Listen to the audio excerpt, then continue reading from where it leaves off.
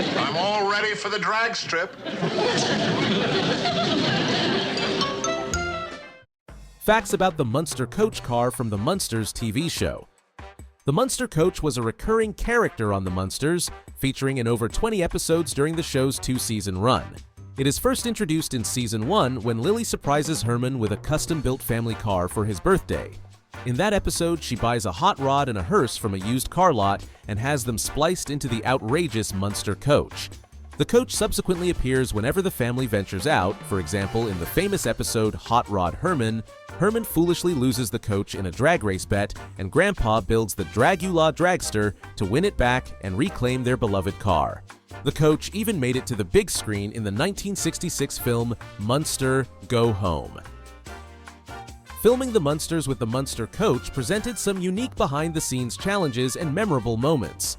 For one, actor Fred Gwynne, at 6 feet 5 inches and over 7 feet tall in full Herman Munster makeup, was too large to sit normally in the driver's seat. The crew actually removed the seat cushion so Gwynne could fit behind the wheel of the coach while in costume. Despite its size, the car was fully drivable, and Gwynne proved it by pulling a famous on-set prank. During one filming day, he loaded the entire Munster cast in full monster makeup into the coach and drove off the Universal Studios lot for an impromptu joyride, delighting startled onlookers on the streets around Universal City. The Munster Koach was a one-of-a-kind creation designed and built specifically for the Munsters. In 1964, producers hired famed car customizer George Barris to fabricate the family's vehicle in just 21 days. Barris's shop assembled the Munster Koach by merging parts from 3 Ford Model T bodies onto a custom 133-inch frame. The finished car stretched 18 feet long and looked like a spooky hot rod hearse. It was decked out with macabre touches to fit the Munsters' style.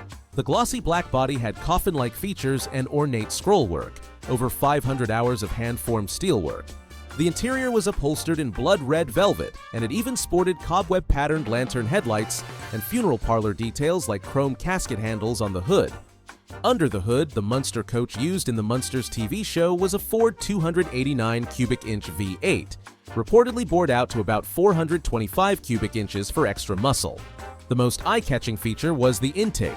10 chromed carburetors sat atop a Mickey Thompson ram thrust manifold, complete with 10 air horn scoops. In truth, this setup was mainly for show. The many carburetors were largely dummies concealing a single 4-barrel carburetor underneath, since a 10-carb sink would have been impractical. The exhaust exited through custom Bobby Bar racing headers, and power was delivered via a manual transmission. Despite all the performance trimmings, the heavy coach was no drag strip demon. TV Guide test drove it in the 60s and clocked a 0 to 60 miles per hour time of around 10 seconds. Unlike many TV cars, the Munster Koach did not have multiple duplicates or major redesigns for the Munsters. The production used the same singular vehicle throughout. The coach's appearance remained consistent in the black and white episodes, sticking to its signature black paint, red interior, and spooky embellishments without alteration. One notable change came when the family made the jump to film, in Munster Go Home.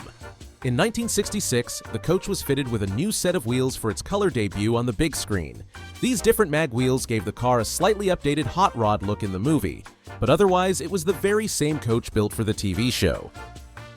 What happened to the Munster Koach after the Munsters ended? After the series ended, George Barris retained ownership and often displayed the Munster Koach at car shows and promotional events in the late 1960s and 1970s. In 1981, a TV reunion movie and the 1995 film Here Come the Munsters both featured the coach, rekindling nostalgia for the original show. In 1983, Barris finally auctioned off the original Munster Koach to a private buyer. Over the years, it changed hands and spent time in museums. Notably, it was exhibited at the Cars of the Stars Museum in Keswick, England for a period. By the 2010s, the coach returned to America, and today the authentic screen-used Munster Koach is proudly on display at the Volo Auto Museum in Illinois.